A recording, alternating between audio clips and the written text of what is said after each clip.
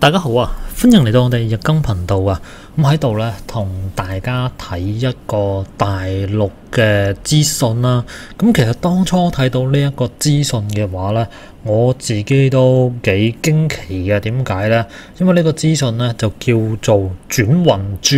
咁可能你聽到轉運珠咧，就覺得應該係嗰啲手鏈啊，或者係頸鏈啊，戴上身你就可以轉運之類嘅嘢啦。咁但係咧，原來唔係啊！呢個轉運珠咧係超出你想象噶。而家仲有一個產業鏈噶，佢就係咧去揾嗰啲大肚婆，然後就俾人搞，然後啦就嗰啲有錢人咧將啲厄運咧就過晒落去大肚婆個小朋友入邊，然後話小朋友咧就做一個引產，咁樣就叫轉運珠，就話個小朋友咧就攞走晒啲厄運，而呢個有錢佬咧就攞走呢個小朋友嘅氣運啊！咁我哋睇睇到底係點樣啦？咁其實咧根據網上邊嘅資訊咧就睇到啦，咁啊講到啦，杭州有個產業鏈啦，咁啊佢哋都睇到嘅6月份嘅孕婦就揾啲大老闆去搞，然後個女咧係去做引產，咁佢就話到啦，呢啲咁樣嘅服務咧，你做一次咧最少都要10萬蚊。總之咧，佢就係要將肚入邊嘅小朋友咧搞到冇咗，就算係轉運成功啦，呢班人咧係完全唔怕報應噶，同埋呢啲女人咧為咗錢咧係乜都做得出嚟噶。咁其實睇到咧網上邊已經係好多呢一類咁樣嘅資訊噶啦，佢鋪上網咧就叫轉運珠啦，其實行內嘅人咧就叫佢做轉孕珠，即係懷孕嗰個人啊，甚至乎有一啲咧佢已經係9個半月啦，都係照咁樣去做啊，係完全為錢啦，係連自己肚入邊嘅骨肉都唔要啊。咁跟住仲有人咧就話有一系列嘅產業鏈，頭先講到佢將啲大肚婆咧鋪晒上網，然後咧就等啲老闆去揀。咁當然啦，佢哋嘅客戶咧全部都係要求咧個私密性好高噶，係要俾會費先入到去，而且最攞命嘅咧就係呢啲女人連自己肚入邊嘅小朋友係邊個都唔知道。咁甚至乎咧，而家喺抖音啊，或者係小紅書呢啲咁嘅地方咧，有啲嘅所謂轉運珠咧，話8000蚊都可以叫做有交易啊！而其實點解會出現呢樣嘢咧？咁轉運珠其實以前咧係叫做一種吉祥物嚟嘅，咁啊可以叫帶嚟好運幸福啦。但係咧，因為呢個運同懷孕個孕咧係差唔多音㗎，普通話嚟講。所以有啲人咧就將孕婦同轉運聯繫埋一齊啦，就迷信咧呢啲孕婦係可以轉運，尤其係一啲咧做生意嘅老闆，佢哋就叫呢啲孕婦做轉運神器啊，轉運珠甚至係孕婦咧都會成為一種嘅生意啊，所以就慢慢催生咗呢一種咁嘅情況出嚟啦。咁如果咧係頭先所講啦，佢係做轉運珠嘅生意嘅女人嘅話咧，咁其實佢一大咗肚咧，一見肚咧，咁基本上咧佢哋就會瘋狂去做呢啲咁嘅服務，好似頭先咁講啦，有一啲係去到6位數嘅，咁可能咧佢就會做一個引產動作嘅。如果好似頭先最尾所講啦，有一啲8000啦，咁可能咧佢淨係同你做個交易，你啊相當於係嫖咁樣咯。甚至而家咧係好多呢啲嘅相關資訊咧，亦都係明目張膽用轉孕珠呢3個字去招客噶啦。好啦，咁今集咧同大家咁樣簡單睇咗一睇呢個咁恐怖嘅資訊啦。其實成件事咧，我覺得最慘咧就係佢哋肚入邊未出世嘅小朋友啦。咁其實喺揾資料嘅時候咧，都揾到有一啲嘅人就出咗文章喺度分享啦。個揭秘呢個咧奶孕性嘅產業，乜嘢叫奶孕性咧？即係人奶同埋大肚婆嘅性產業啊。咁我哋睇一睇呢啲咁樣嘅揭秘係講啲咩嚇？咁個文章一開頭咧就講到啦，佢就俾一個皮條客就當咗係一個老嫖客，所以咧佢自己就向呢啲咁嘅嫖客打聽一項特別服務啦。呢個特別服務咧就叫奶媽。個販賣母乳咧聽落去唔單止獵奇，而且色情啊。但係啦，同呢啲咁嘅皮條客拉鋸嘅時候咧，佢發現到一個更加令佢心驚膽戰嘅產業啊，而佢哋背後咧係有好多唔同女性嘅困境同悲劇喺度嘅。佢話賣母乳其實唔係新鮮事嚟㗎啦，喺啲社交平台同母嬰交流平台，你隨手一揾咧，揾到好多相關信息㗎。賣方咧就俾好多理由啦，多數都係奶水太多，放唔落，小朋友飲唔晒，就賺個外快啦，甚至乎咧會寫埋自己所在地，順便咧都會講埋產品質量說明、身體健康、飲食合理、奶質優良啊。而買嘅人呢，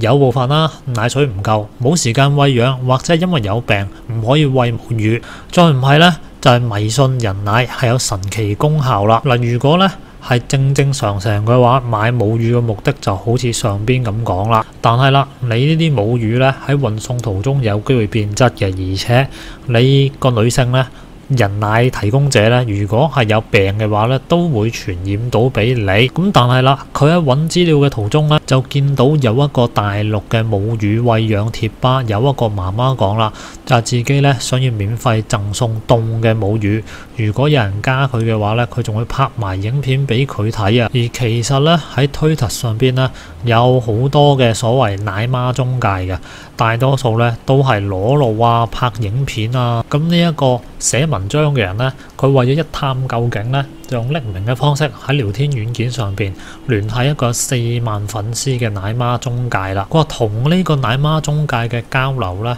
係嚇死佢嘅。佢話想同佢講嘢呢，首先你要俾188蚊嘅會員費，而且同意佢係隨時銷毀聊天記錄嘅要求。仲話啦，呢款軟件呢，仲會發送聊天對象截屏提醒啦，即係話如果你 cap 圖嘅話咧，佢會即刻同你講拜拜，所以你只能夠咧係對住部手機係喺度截圖，而且佢哋傾偈期間咧係用咗好多暗語嘅，譬如奶啊或者 NN 啊 ，NN 即係奶媽啦，即係呢啲拼音嚟嘅，同埋幾多張等等咧，即係幾多百蚊啦，佢個安保咧做得好嚴密㗎，而佢表明咗自己喺北京嗰度住之後咧，呢一個咁樣嘅中介咧就向佢力推一個住喺北京嘅奶媽。個介紹嘅方式咧非常之簡單粗暴啊，係直接發圖片俾佢。而對於呢位奶媽嘅報價咧，亦都好符合呢個中介所講嘅高端消費啦。咁啊單次咧1小時2000，訂金200。咁貴嘅消費到底可以買到啲乜嘢咧？咁原來咧嗰個 agent 啊同佢講啦，你最主要就可以飲奶，但係啦一個成年人去飲人哋嘅人奶係好怪嘅事嚟嘅。咁原來咧呢2000蚊咧，佢後來解釋啊，呢個所謂嘅奶媽其實就係性工作者啦。仲有佢講到，如果買家有其他要求咧，都可以事先提出嚟嘅，只要奶媽同意咧，就乜嘢都可以做啊。咁原來咧佢手頭上有30個咁樣嘅奶媽，都係響20到30幾歲，同啱啱生育完嘅咁樣嘅媽媽去做咧，其實都幾挑戰人道德底線㗎。而且咧佢仲有一啲更加尊貴嘅服務係可以提供嘅。佢提到話4-5個月嘅孕婦咧做一次就3000蚊，如果月份大嘅話咧，仲要再加500蚊，甚至乎有一啲懷孕9個月就快生得嘅，佢都可以介紹啊。咁呢一個 agent 講到啦，佢話呢啲孕婦生意咧之所以可以做得起咧，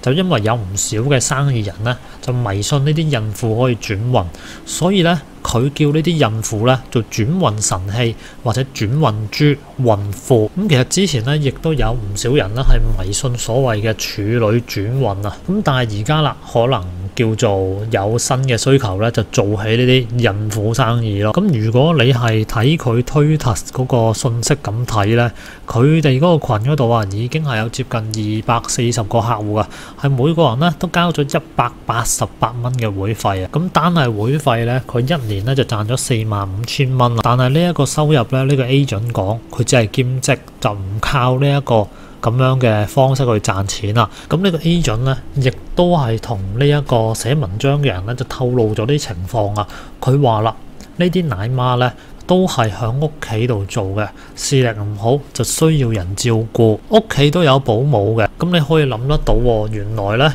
啲女人都好可憐㗎。首先咧，佢講嘅呢一個人就有弱視啦，生活唔可以完全自理啦，唔可以出門做嘢啦。最能夠用嚟賺錢嘅就係生產員，一個健康嘅身體啦。咁其實咧，本來應該咧啲母乳係留俾小朋友嘅，咁但係就唯有咁樣攞出嚟賣啊。咁後來啦，佢哋傾偈期間咧，佢問到呢個 agent 啊，會唔會有啲奶媽咧係用藥去催產出呢個母乳嘅咧？佢承認啦，就用咗呢啲催乳藥嘅，而且亦都講到呢啲藥好貴，而且好傷身。所介紹嘅奶媽咧，其實佢就唔會用啦。咁原來網上邊真係有呢啲咁樣嘅藥嘅噃，但係呢啲咁嘅藥咧係響世衛嘅致癌清單入邊嘅。服用呢啲藥咧係好容易生 cancer 嘅，所以你諗下，如果嗰啲孕婦係用咗呢啲藥，而你再飲埋嗰啲人奶咧，你都可能係下個生 cancer 嘅對象啊！咁呢個 agent 咧，同時都提到啦，佢話咧同呢啲孕婦做嘅話咧，你最好話力度細啲啦。咁嚟到呢度咧，其實佢個文章啊同大家分享完啦。其實我咁樣講啦，好多嘅所謂老闆就諗住靠呢啲孕婦咧去做一啲咁嘅轉運，甚至乎一開始講啦，係做埋引產呢個動作，就將啲衰運咧轉晒俾未出世嘅小朋友，然之後再奪走呢個小朋友嘅氣運啦。咁其實我咁樣講，你搞死咗人咧，有啲嘢係有因果報應嘅。咁因果報應係啲乜嘢咧？咁啊有嬰靈嘅，嬰靈嘅嘢可能咧係會跟你一世嘅。再加上你係咁樣一買一賣，然後仲要人哋去引產，咁其實呢一啲咁樣嘅孕婦都做唔到幾多單嘅。咁佢所賺嘅錢真係可以咁有吸引力咩？咁呢樣嘢咧，其實我都真係幾疑惑㗎。咁今集咧同大家睇咗呢啲咁恐怖嘅新聞啊，大家有咩睇法呢？下邊留個言啦，或者你哋有聽過類似嘅都可以喺下邊分享下你哋嘅諗法嘅。咁我哋就下集再見啦，拜拜。